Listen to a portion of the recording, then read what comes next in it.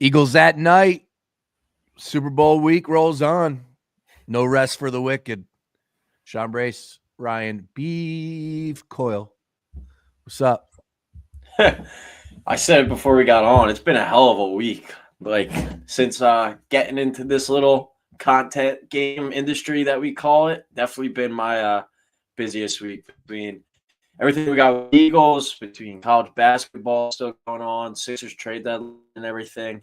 Been a hell of a week, but looking forward to Sunday finally being here and getting down to business. It's been a long 2 weeks, but excited, confident, and ready to go Sunday night. Yeah, man. Look, it has been a grind, and from the standpoint of the season into the playoffs, into of course these last 2 weeks, where it's almost like you got to be a little bit more creative, a little bit more aggressive, a little bit, just over the top more so than just regular season and then playoffs leading up. Like there's just a lot of people on the timeline right now, a lot of people in the space. And, I think Radio Row has its pluses, but at the end of the day, being home and being able to create, that's a little bit better for what we're trying to do and just staying busy, man. It's been a lot on our plates this week, man. We're crushing it, but Mm-hmm. even you more so doing with the Sixers, with Sean Bernard, and of course trade deadline. That was uber aggressive. So it's been a little bit of a week, but hopefully next week we got a little bit of a parade and we can just, relax a little bit too as well. Yeah, I mean, if once again, if this is what we're considering work, like I remember a couple weeks ago when it was 8 degrees out, going to work and driving by people, and they're outside digging construction places in the 8 degrees, and we had to come on here and chop up about sports. Obviously something that we love and we're passionate about, but once again, just get us to Sunday. It's been fun. I think we've talked about this game. We've broken down this game from every possible angle. Now it's time to put the finished product in place and do what we came here to do and hoist that Lombardi trophy. Amen to that. But they continue to add new wagers too as well. So, I'm with you, but there is fresh new opportunity for content, and DraftKings Yep. continues to add new lines up from the cross sport promotion. Damn, Dallas is up 93-78. They were 12-point dogs, 13-point dogs tonight. AD play? No, hell no. Was he probable? I didn't think he was playing at all. Yeah, I'm not sure. That's why I asked. I No. mean, with that spread, it would have Yeah. indicated. I would think that he wasn't playing. That's crazy. Now, of course, it's the third quarter, and the Celtics were just trailing by 26 to the Eagle or to the Sixers the other night and came back and won. But we'll see how that one plays out. All right. Yeah, look, we got a lot going on tonight. This is Eagles at night where you keep it loose. We don't really, this isn't FCC regulated, so we can fucking curse. We're not going to replay this. We're just loose here. We want to get the people involved. This is our final one, Eagles. This is my final one. I'm not going to be able to do one tonight. Maybe Castro can hold it down tomorrow night, but not holding my breath on a Friday. I'll teach their own. But we were able to do it this week at night. We were able to finish the story 6-8, which you took a part of. Yeah, there's 80 on the bench. And, of course, the Daily Ticket featuring everybody. Tomorrow or on Saturday, we are going to have all the recorded programming from the week of Best Of. Sunday pregame show live from New Orleans with Green Legion. And then the postgame show. I'll be up, fully honest with everybody. If it looks like we're going to win, I'm going in. If we're not winning, I'm probably going to hang back home. But we'll see how that one plays out. Again, 11:30 at night. People are going to be going absolutely berserk. I could probably accomplish what I want to accomplish at the studio anyway. So most likely we'll be home. But, I'm going to be going live afterwards. Staying at the house, man. Not doing much for Sunday. Where are you watching the game? Having a little shindig over at the new pad. It's been a knock on wood, a lucky spot so far, but yeah, a little nothing crazy. 15, 20 people. Ordered some of my favorite boneless bites from the old hometown tavern. Going to pick those up Sunday around noon. Got the pizzas ordered. Keg potentially. We're trying to see if enough people to make it worth it, but a keg's always a fun element. But yeah, we're excited. It's definitely been a build up. I think some of the guys are letting loose a little downstairs right now. It's just take the edge off a little bit. It's a little nerve wracking a little bit, but it's been a fun week. I actually did like right before, probably a half hour before. I took like a solo video here on my camera that I'm gonna post on Sunday. But basically, my message was just kind of like enjoy it. Like 3 Super Bowls in 7 years. You don't know how many of these opportunities you're gonna get, and it sounds sappy, cliche, whatever. But it's like so many people. I remember my biggest takeaway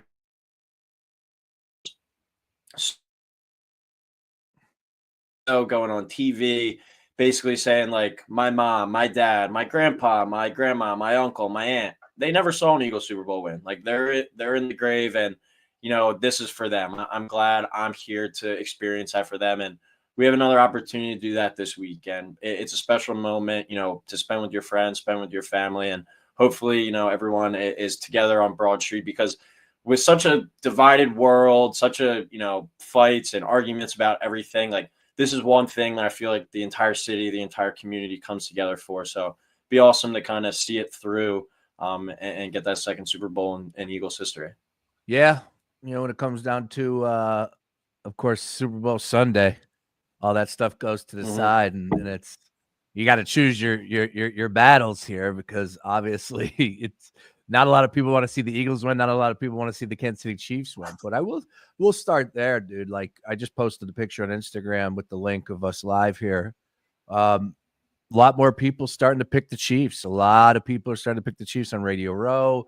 Ryan Clark, Orlovsky, Greenberg, everybody on ESPN. The only person I've seen so far out of 9 people selecting the game, Bart Scott took the Eagles. Everybody else took the Kansas City Chiefs. Not surprised, but I am a little like, I don't know. I wish people would put a little bit more thought into it other than Mahomes is Mahomes. Does he deserve it? Of course.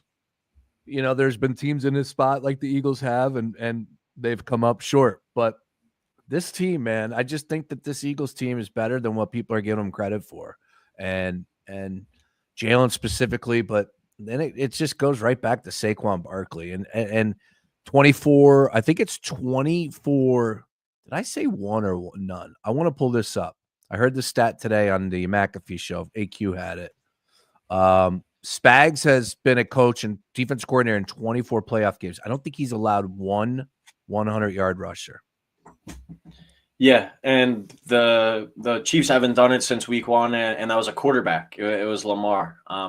My biggest thing with Saquon in this game, and I listened to the whole episode. I'm not sure if you're a Gruden guy, but his entertainment, like getting into this kind of industry, has been very entertaining to me. I like just watching his videos because I really don't think there's anyone out there that loves football as much as him.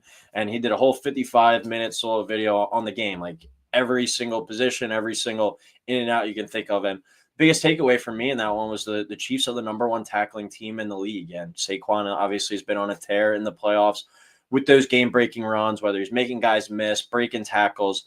And he's been having those 55, 60-yard touchdown runs that we saw against, Washington, that we saw against Los Angeles. The Eagles have to hit one of those plays, I think, to win this game. They have to do that, and the Chiefs have been good at bottling up these rushers. But you also can look like James Cook, Joe Mixon. They had some of their highest yards per carry of the season when they played the Chiefs in the playoffs. I don't really think it's an 85 Bears type of defense, but damn well off 2 weeks they're going to throw the Eagles some looks that they haven't seen yet, and can they capitalize? And at the end of the day, good coaching against good coaching, I think, comes down to the player ultimately making the play. And I have more faith in Saquon Barkley making that play than anyone on the Chiefs defense kind of bottling them up. I think they might be able to contain him, like hold him to 2-3 yards per carry, but all it takes is one for him. Really does. 50, 60 yards to the house, and you can throw your 2.3 yards per carry out the window because he can bolt off into the distance at any moment. What do you think the plan is? Excuse me, because like the blitzes is coming. The exotic looks are coming. Like it felt like that the Buffalo Bills weren't really ready for it. There should be no excuses now. It's like it's coming. Even in that Baltimore Ravens game last year, it felt like they were kind of surprised by it in that championship game against the Chiefs as well. It's just like You know it's coming. So, like, what is the plan for the Eagles when it's an all-out blitz? And, it could be something as simple as inside the red zone on 2nd down and 5, whatever it is. Like, what is that plan? Because it can't be Jalen Hurts escaping and eluding. It just can't. Yep. It can't be.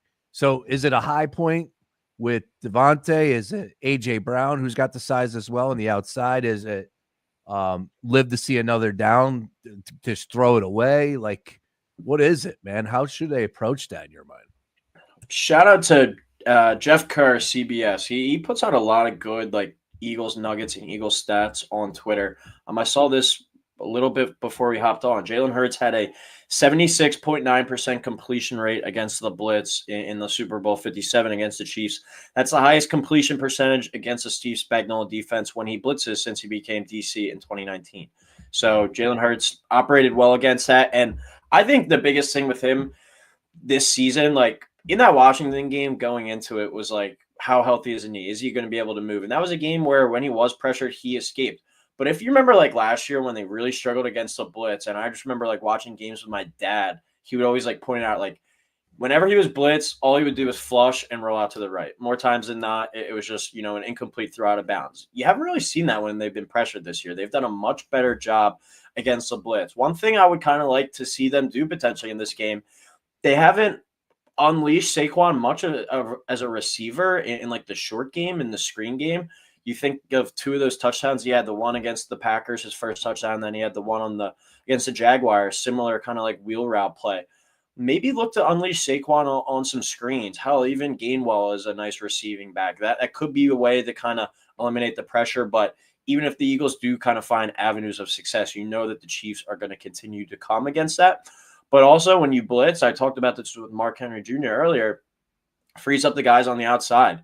I'll take my chances, as you said, with the high point to Devontae, with AJ down the sideline. Jalen is one of the, if not best deep ball throwers in the entire league. Like, remember that throw against the Bengals, like in the middle of the season, that crazy deep throw to Devontae for that touchdown where Devontae had basically an inch of grass and Jalen kind of fit it in there. Like, Jalen is very good at the deep ball one-on-one coverage.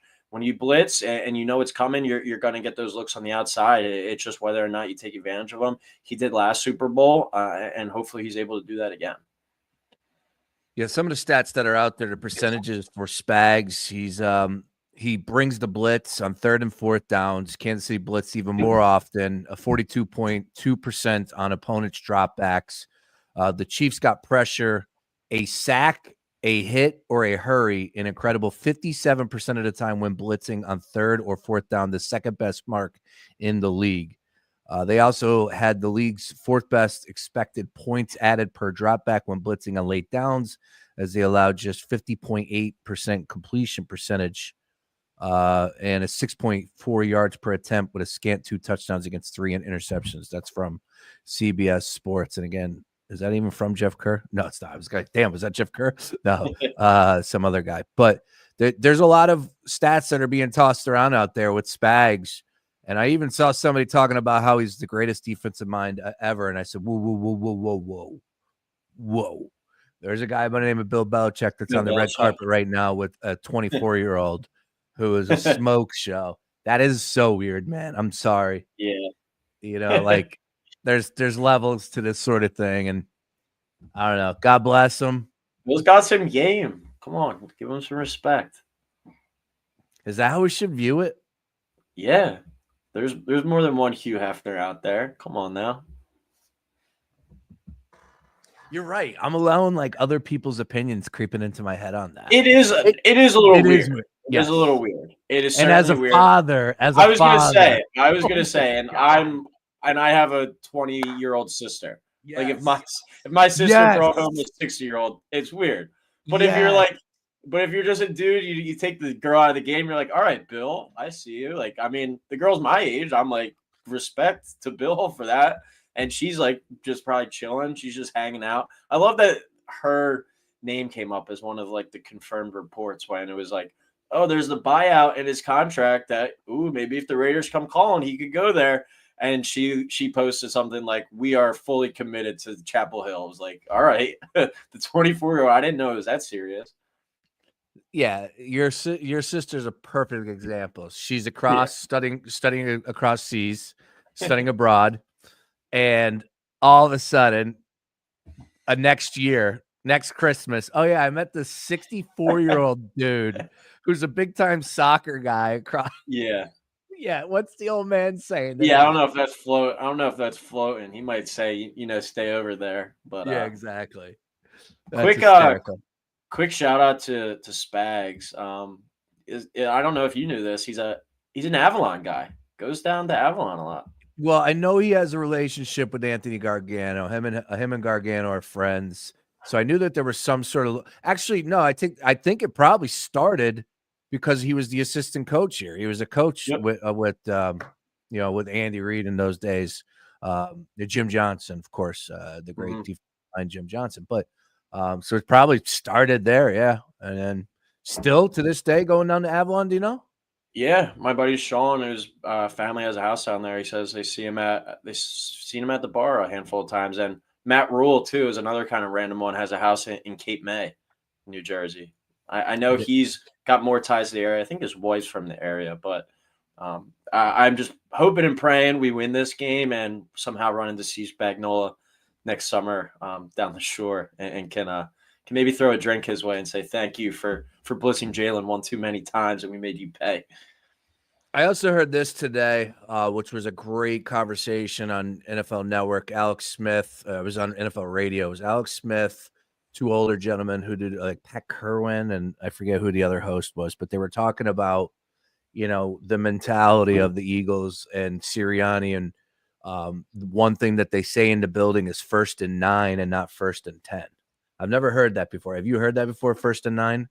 No, I have not, but I think we've at least mentioned it like the past few years where it's like as long as you get it to as long as you get it to like 3rd and 3, like you have two downs. I Yep. think depending on this where you are at on the field, like as long as you're over the other 50, even if you're on your own like 40, but in that scenario, that's an awesome saying. That should be something like it's on a T-shirt with that's on the back with the T-shirt of the tush push on the front. But yeah, it's something that not many other teams have, and it's a problem across the league when you see other teams like outright.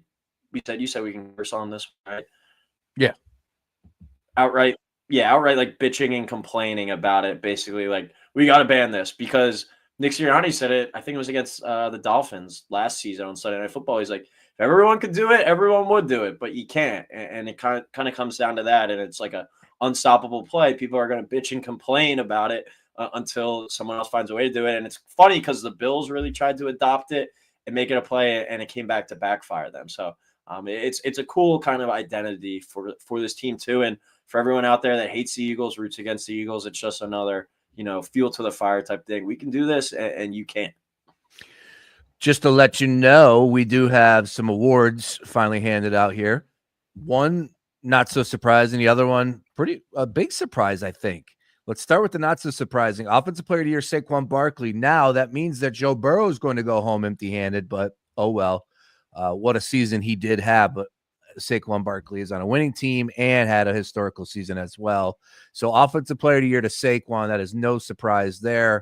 Of course, he wasn't going to win MVP. Josh Allen did, which is when you really dig into the crux of how he won that award, I definitely have to second guess it, but we'll leave that for another day. And Defensive Player of the Year, Patrick Surtain, man, he got the job done. Now, I don't remember the final numbers when that market closed. He was a heavy favorite. Was he?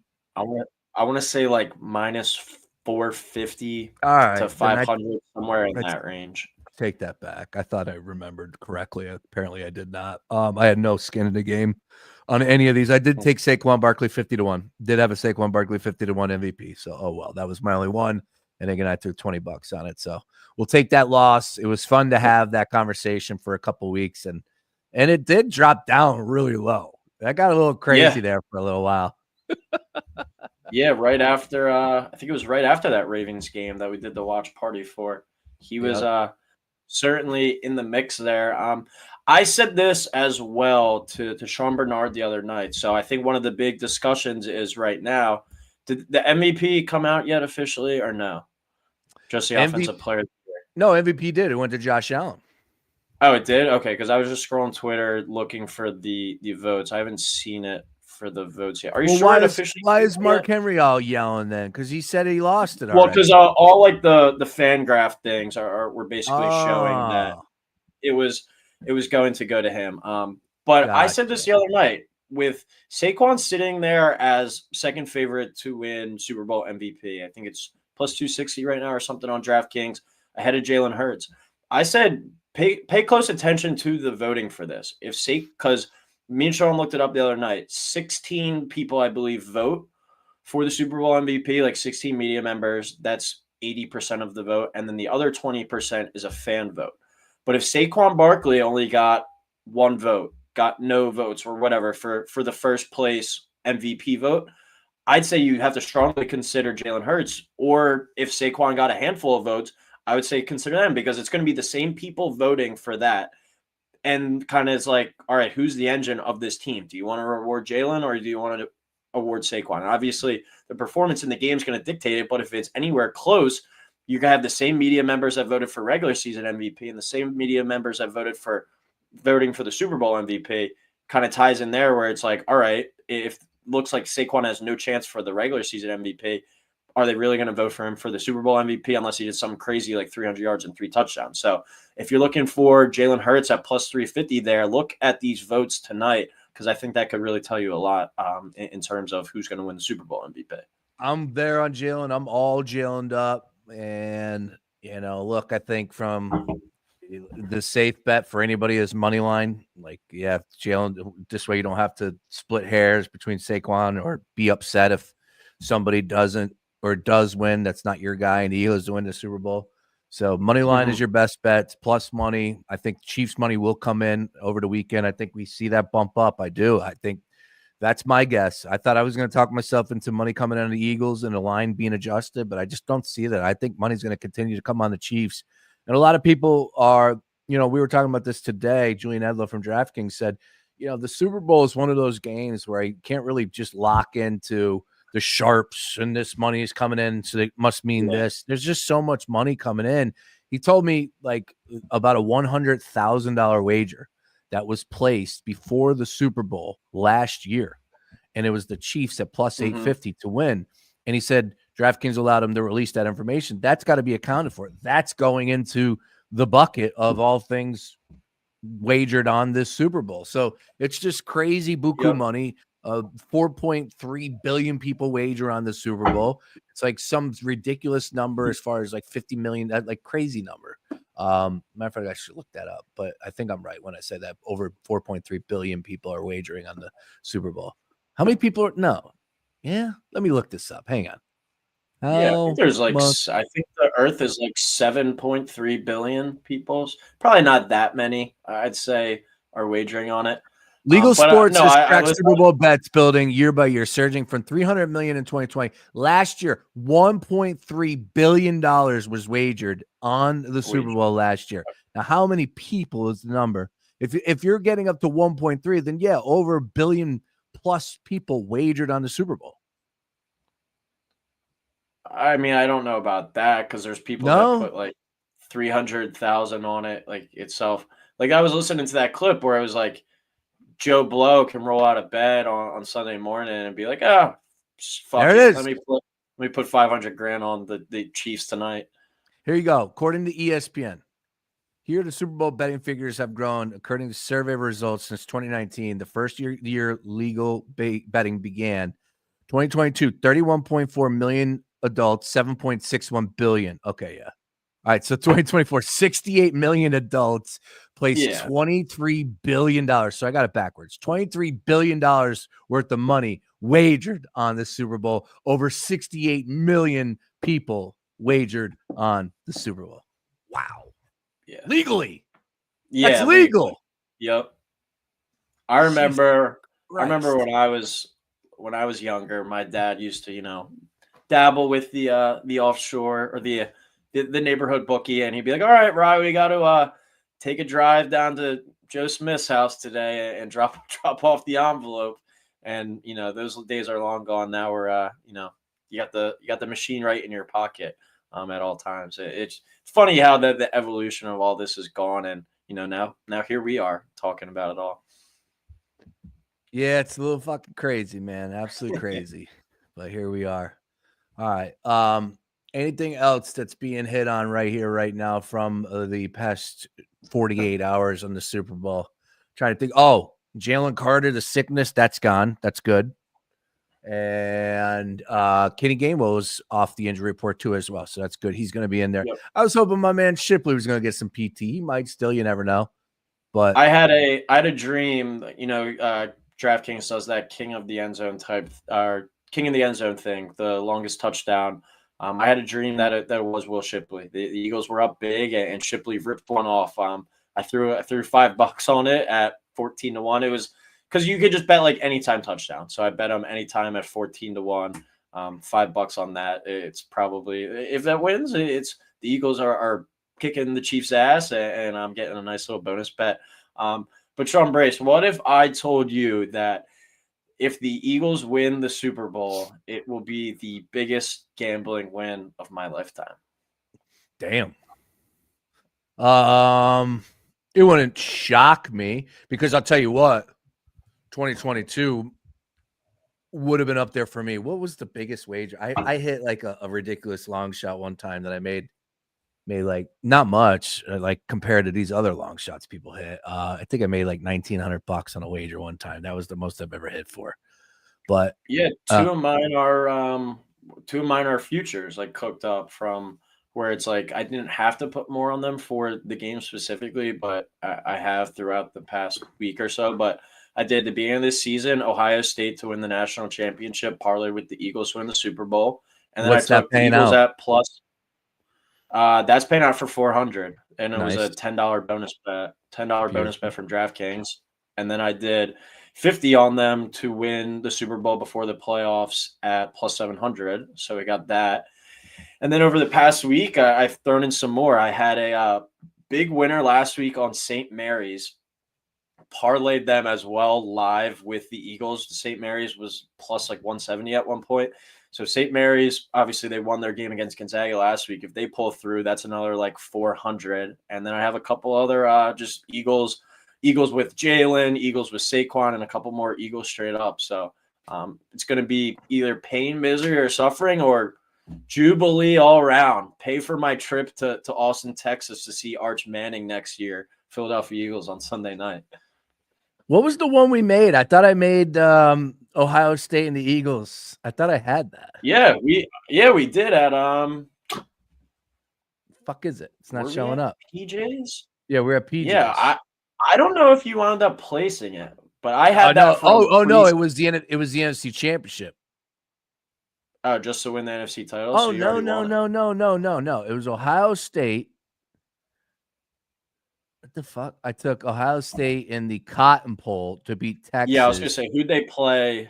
That's what it was. In that? Damn, Yeah. I wish I can go back and turn back the hands of time, put more money on that one. That paid out plus 107.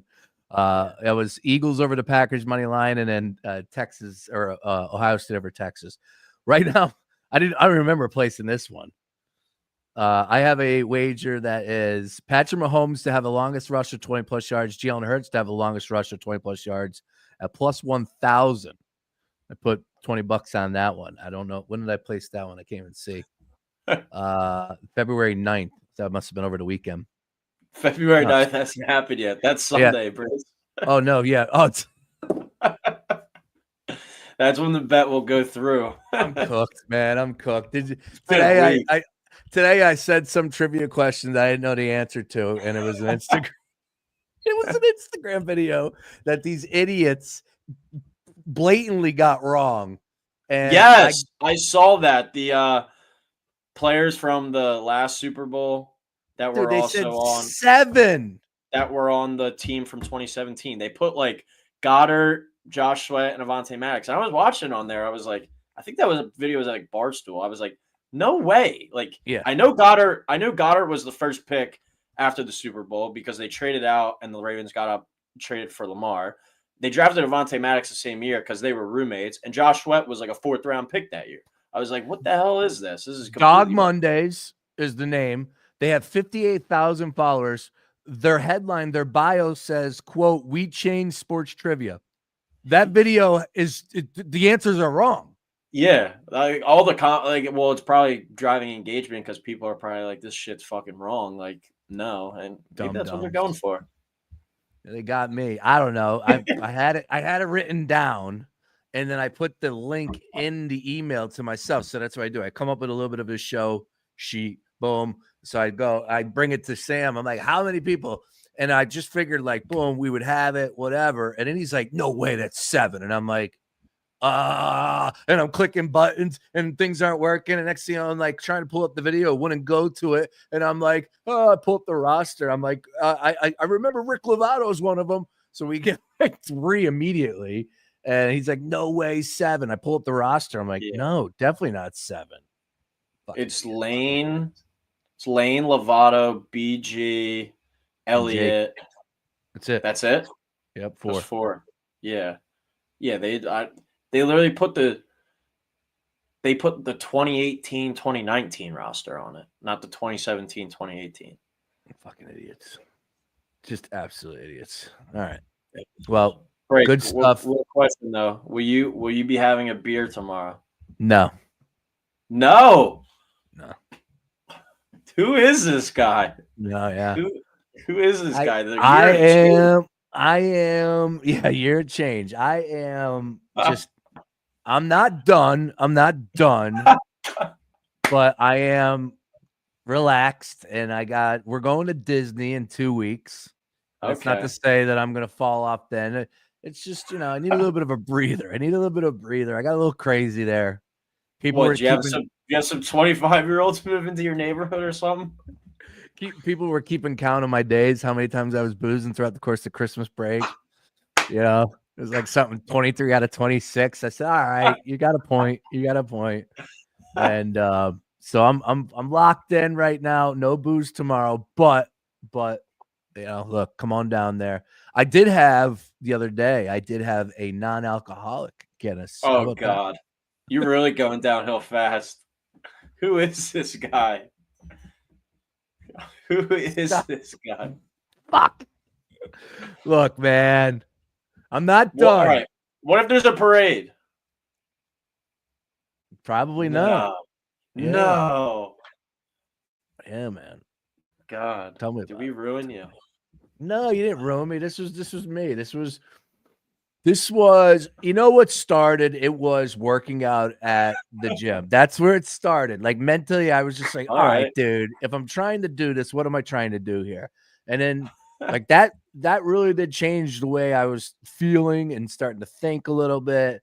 And then Christmas, just like, dude, oh my God, it was just a shit show every freaking day. I'm boozing, I'm eating, and it's just like, all right, we went to the Packers game. We got a little rowdy. It was a good time.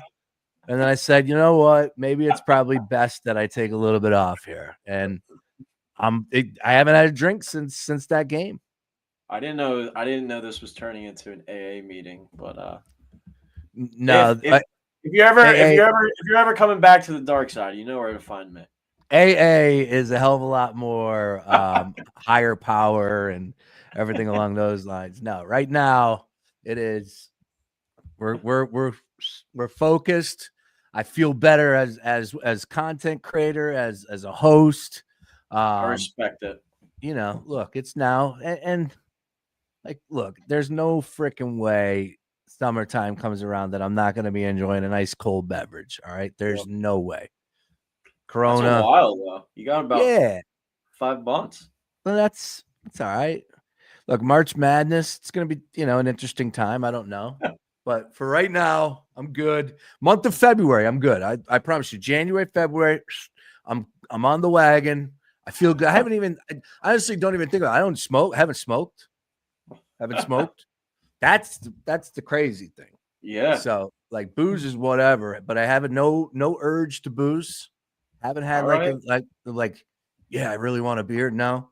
But I have had the urge to smoke. I'm not gonna lie about that. It's been tough about that. Like, because I just like to hit a fucking joint and just chill. Yeah, it has been weird. I haven't got that what you doing text. Yeah, man. I know. I was like, does he not fuck with us anymore? Nah, he's just on the wagon. No, I'm on the wagon, man. I'm on the wagon. Hey, look, Birds continue to win. If they get the job done on Sunday, who knows what's going to happen? But for right now, we're locked in. We're locked into the gambler, the content game, and we'll see what happens. But hey, yeah, man, I haven't had a drink and they keep winning, so that's probably a sign. Yep. All right. We'll ride with that. We'll ride with that rationale. All right, good shit. Everybody, this has been a great week of Eagles at Night, just getting loose at night, talking some birds. We appreciate everyone checking us out. Be sure to give Ryan a follow at Ryan Coyle 35. Beef up front. Need to get that jerky sponsor, man. I mean, it just goes hand in hand. Got the meeting. Power's got the meeting this week. No. Yeah, he's got a meeting. Next week. Maybe a parade gets in the way there, but yeah. We're exchanging likes and everything on Twitter. McClay just texted me and goes, "Can't believe we put Brace on the wagon." So it's I have been known to bring out the worst in people. No, man, it had nothing to do with you. Had nothing to do with you. Had everything to do with that break. And like I said, man, I'm working out. I'm trying to do dude, I swear to you, I actually got some muscles here. I haven't had muscles in the stomach in 2 decades. Avalon's not ready. These jeans don't fit me because they're tight around my thighs right now. You look like the Doja Cat. I got muscles in my thighs, bro. I got muscles in my thighs right now. This is crazy. I might have to hit the Vision P Fit, whatever it's called. I'm taking solid shits. I mean, it's unbelievable. All right, I will. All right, if we're talking poop, I did take a poop earlier and it was green. Oh, come on, Birds. Dude. Go Birds. There's your sign. Yeah, that and go see a doctor, would you? All right, good shit. Everybody go Birds. Yo, we're live from Yards tomorrow, 3 p.m. Yards, Spring Garden Street. Cruising. Download the app. It's the next level, the next step. And roadside maintenance. All right. You don't need to belong to a membership or anything along those lines. Download the Cruising app. They come to you. For Ryan Beef Coyle, I'm Sean Brace. We'll talk to you tomorrow live from Yards. Peace.